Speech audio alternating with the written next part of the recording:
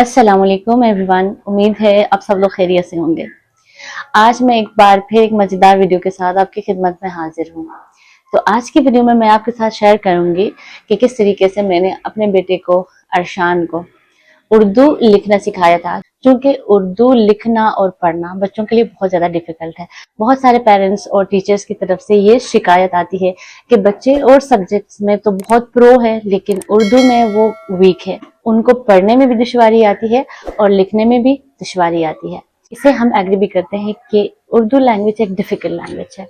इसके अंदर बहुत सारी अदर्स लैंग्वेजेस है जैसे कि अरेबिक, पर्शियन और दूसरी। तो आज के वीडियो में मैं आपको सिंपल सी एक वर्कशीट बनाना सिखाऊंगी, जिसको फॉलो करते हुए ना सिर्फ आपके बच्चे प्रॉपरली लिखना शुरू करेंगे बल्कि वो बोर भी नहीं होंगे और उनके लिए इंटरेस्टिंग से इंटरेस्टिंग बनाने की मैं पूरी कोशिश करूंगी।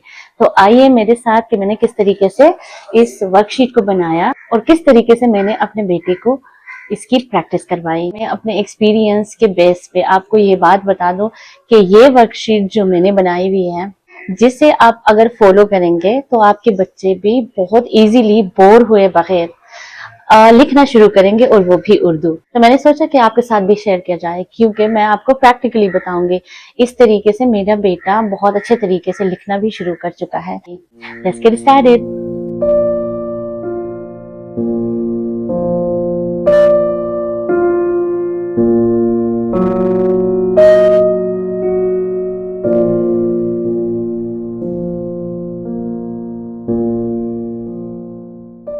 उर्दू राइटिंग वर्कशीट बनाने के लिए सबसे पहले आपको चाहिए कुछ सिंपल शीट और मार्कर।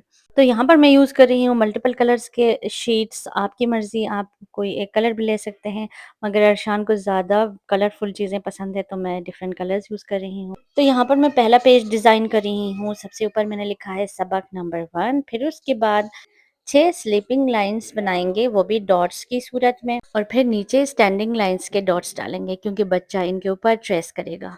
बच्चे के लिए मज़ीद क्लियर करने के लिए आप बीच में एक लाइन ड्रॉ कर सकते हैं, और इस तरह से मैंने एक हार्ट भी बना दिया है ताकि बच्चा अपना काम कंप्लीट करने के बाद इस हार्ट को टिक करेगा जो उसके लिए रिवॉर्ड है। लाइनों को छोटे-छोटे ना रखें, बड़े-बड़े रखें कि अभी बच्चों के हाथ इतने एक्सपर्ट्स नहीं हुए हैं, तो बड़ी लाइन खींचने में उनको आसानी होती है और ऊपर से वो बोर नहीं होते। अब दूसरे पेज पे हम तिरछे लाइनें बनाएँगे जिन्हें हम स्लैंटिंग लाइन कहते हैं। क्योंकि बच्चों को हम उर्दू लिखना सिखा रहे हैं तो हमारी स्लैंटिंग लाइन भी राइट साइड से स्टार्ट होंगी। तो इसी तरह से पेज नंबर 2 पे हम ऊपर 3 स्लैंटिंग लाइन्स के इस तरह से डॉट डालेंगे, और उसके बाद वाली लाइन में हम सिंपल डॉट डालेंगे क्योंकि अब बच्चा खुद ही ड्रॉ कर सकता है। यहाँ पर मैंने लेफ्ट स्लैंटिंग लाइन भी डाली है, लेकिन आप ना भी डालें तो भी होगा, आप सिर्फ राइट स्लैंटिंग लाइन सिखा सकते हैं। इस तरह से हमारा पेज नंबर 2 कंप्लीट हो गया है। अब आते हैं हम पेज नंबर 3 की तरफ, और पेज नंबर 3 में हम कुछ इस तरीके से कर्व लाइनें बनाएँगे। यहाँ पर आप देख सकते हैं कि मैंने शुरू का डॉट बड़ा रखा है। इससे बच्चे को ये गाइडेंस मिलेगी कि कहाँ से ट्रेसिंग करना शुरू करनी है और कहाँ से नहीं। 2 कर्व लाइनें हम इस तरह से ऊपर ड्रॉ करेंगे जिसको बच्चा ट्रेस करेगा, और नीचे सिंपल 2 डॉट्स डालेंगे कि यहाँ से बच्चा अब खुद से इंडिपेंडेंटली ड्रॉ करेगा कर्व लाइन्स। इसके बाद नीचे मैंने ज़िगज़ैग लाइन बनाई है। आप एक और पेज लेकर उस पे ये ज़िगज़ैग लाइन्स बना सकते हैं और बच्चे से प्रैक्टिस करवा सकते हैं। मैं एक पेज पे 2 तरह की लाइनें इसलिए बना रही हूँ क्योंकि अरशान ऑलरेडी इनको प्रैक्टिस कर चुका है, और अगर मैं कुछ ज़्यादा ही क्राउडेड बना लूँ ना एक पेज को तो वो इंटरेस्ट लूज़ करेगा।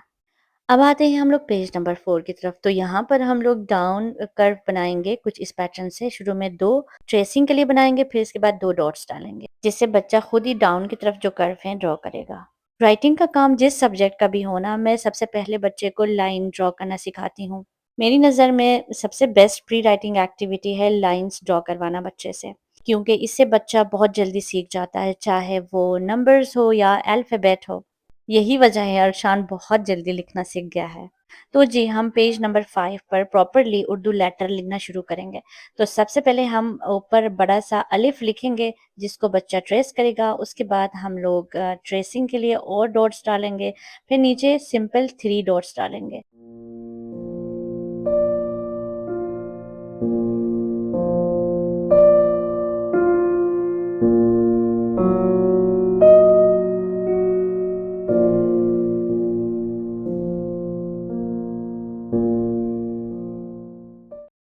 अलिफ से लेकर ये तक इसी पैटर्न में मैंने सारी वर्कशीट बना दी।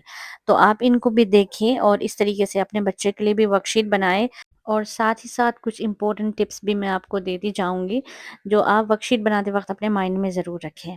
इससे पहले मैं एक चीज़ आपको बताती चलूँ कि ये जो राइटिंग वर्कशीट मैंने बच्चे के लिए तैयार की है, इसका मकसद सिर्फ़ राइटिंग प्रैक्टिस नहीं है और ना ही मेरी वर्कशीट्स बनाने का मकसद ये है कि मैं अपने बच्चे को अलिफ, बे और एबीसी तक ही महदूद रखूँ। ये वर्कशीट बनाने का असल मकसद ये है कि मेरा बच्चा पॉज़िटिवली एंगेज हो और मैं चाहती हूँ कि ये दिल से बग़ैर बोर हुए इस एक्टिविटी को एन्जॉय करे। जिस तरह आपने देखा है कि मैंने कलरफुल शीट्स यूज़ की हैं जिसमें ग्रीन, ब्लू, येलो और बेसिक जो कलर्स हैं वो यूज़ कर रही हूँ। बच्चे की अटेंशन के लिए कलर्स का इस्तेमाल बहुत ज़्यादा ज़रूरी है और जब बच्चे कलरफुल चीज़ें देखते हैं ना, तो वो सीखने के अमल को एक खेल समझकर करते हैं और उनका जो ब्रेन है ना, वो ज़्यादा देर तक मुतवज्जो रह सकता है और फिर बच्चे पे ज़बरदस्ती करने की ज़रूरत ही नहीं होती।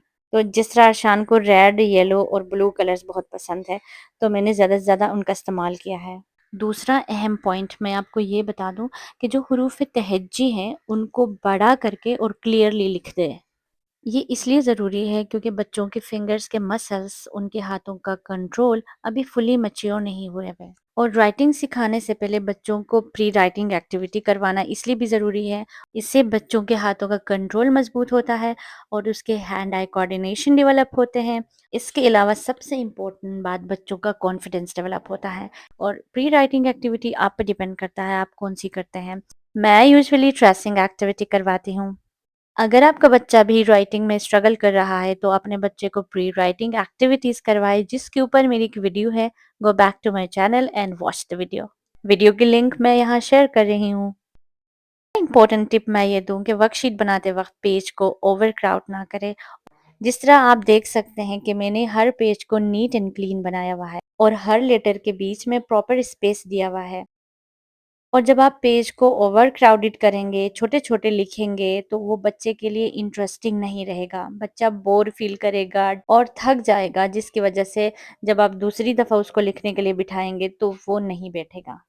और अगर आप पेज को सिंपल रखेंगे ना, तो बच्चा मेंटली काम रहेगा। उसका फ़ोकस भी बेटर होगा और वो ईज़िली लर्न करेगा। तो please keep each page clean and spacious. एक बहुत ही ज़रूरी बात जो हर पेरेंट को समझनी चाहिए, जो अपने बच्चे को राइटिंग करवा रहा है। बच्चे के ऊपर लर्निंग के लिए घर पर कभी प्रेशर ना डालें, उसके लिए लर्निंग को बोझ ना बनाएँ। The most important thing for me is कि मेरा बच्चा कभी भी प्रेशर फ़ील ना करे। I never ever forced him to sit और said you must write now. अभी ही करना है तो अभी करो, बाद में नहीं।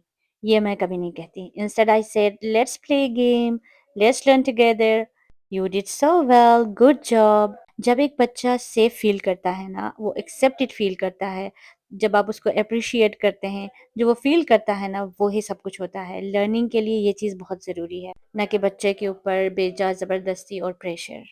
अरशान को रीडिंग बहुत पसंद है, उसे लिसनिंग भी बहुत पसंद है। जब मैं स्टोरीज़ वग़ैरह सुनाती हूँ, कोई बुक पढ़ के सुनाती हूँ, तो वो मज़े से सुनता है।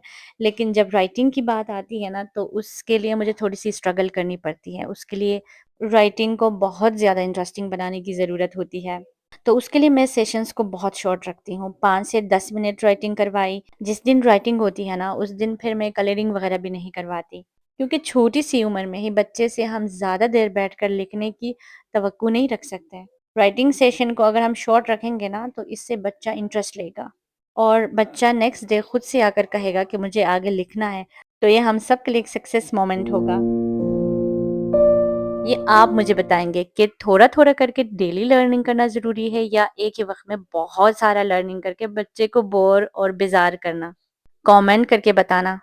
आप में से बहुत सारे पेरेंट्स ऐसे हैं जो मुझसे ये कहते हैं कि उनके बच्चे पेंसिल को सही तरीके से नहीं पकड़ पाते हैं, गिरफ्त नहीं है, वग़ैरह, वग़ैरह। तो उसके लिए मैं आपको स्ट्रैटेजीज़ ये बता दूँ कि बच्चों को कीचड़ से खेलने दें, ताकि उनके हाथ के मसल्स स्ट्रॉन्ग होंगे। और नेक्स्ट एक्टिविटी ये करवा सकते हैं कि बच्चों को थ्रेड्स दे दें, धागा दे दें और बीड्स दे दें कि वो माला पिरोएँ। बच्चों से कलरिंग करवाएँ बहुत सारा। ये भी नहीं तो फिर उन्हें रफ पेजेस पकड़ाएँ और बोले सारे पेजेस फाड़ के दिखाएँ। ब्लॉक्स बच्चों को दे दें ताकि वो बिल्डिंग्स बनाएं और इस तरह से उनके हाथ यूज़ में आए। जैसे जैसे हाथों का इस्तेमाल ज़्यादा होगा तो बच्चों के हाथों के मसल्स स्ट्रांग होंगे और इस तरह से बच्चों का ग्रिप जो पेंसिल के ऊपर कंट्रोल है वो भी इम्प्रूव हो जाएगा। इसी तरह से बच्चा फिजिकली और मेंटली राइटिंग के लिए प्रिपेयर होगा। जब बच्चों के हाथ मजबूत होंगे तो वो आसानी से लिख पाएंगे। डियर पेरेंट्स, एक बात याद रखें, हर बच्चा स्पेशल होता है और हर बच्चा डिफरेंट होता है। कुछ बच्चे बहुत जल्दी सीखते हैं, कुछ बच्चे स्लो सीखते हैं, दोनों ओके हैं। I never compare my child with anyone. ना ही किसी बच्चे के साथ इसकी कंपैरिजन करती हूँ, ना ये कहती हूँ कि इस एज के बच्चों की लर्निंग क्या है क्या नहीं है, क्योंकि मुझे मेरे बच्चे की लर्निंग का पता है and I am okay with that. अच्छा, इस तरह से हमारी ये वर्कशीट कंप्लीट हो गई है। अब मैं इन्हें कंपाइल करूंगी और लैमिनेट करूंगी। इसके बाद मैंने इसके ऊपर लिखा, उर्दू लिखाई और मैंने इन्हें एक प्लास्टिक फाइल में डाल के इस तरह से प्रिजर्व किया, क्योंकि मैं चाहती हूँ कि अर्शान इन्हें रीयूज करे, क्योंकि मैंने दिल से बनाया हुआ है। मैं नहीं चाहती कि वन टाइम यूज हो। लैमिनेट करने का सिर्फ फायदा ये नहीं कि ये रीयूज हो सके, बल्कि ये इन्वायरमेंटल फ्रेंडली है और रीप्रिंट करने की भी जरूरत नहीं होती है। बच्चा मिस्टेक्स करता है और उनसे सीखता है। इसका मतलब है मिस्टेक्स परमानेंट नहीं होते हैं, उन्हें हम इरेज कर सकते हैं और बेहतर बना सकते हैं। अब टिप्स हो गई बहुत सारी, मुझे उम्मीद है आप उन्हें याद रखेंगे। अब मैं आपको दिखा दूं कि अर्शान किस तरह से इनके ऊपर प्रैक्टिस करता है। ये देखिए कितना परफेक्टली व्हाइट बोर्ड मार्कर से ये ट्रेस कर रहा है और कंप्लीट करने के बाद हार्ट के ऊपर टिक भी लगाया और अब ये इरेज भी कर रहा है। और ये देखिए कितना परफेक्टली ये वर्कशीट बन के रेडी हो गई है। और इस वर्कशीट के बेनिफिट्स तो आप जान ही चुके हैं।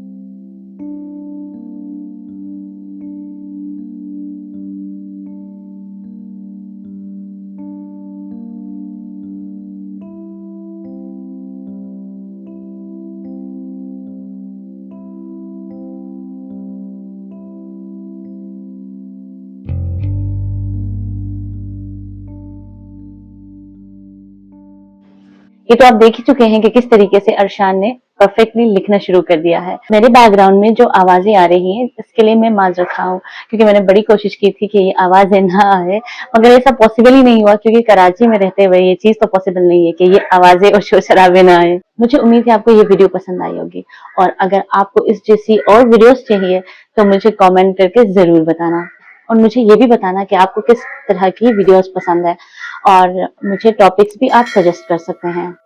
तो अगली वीडियो तक मुझे दीजिए इजाजत। अपना बहुत सारा ख्याल रखें और मेरी वीडियोस को देखते रहिए। अल्लाह हाफिज।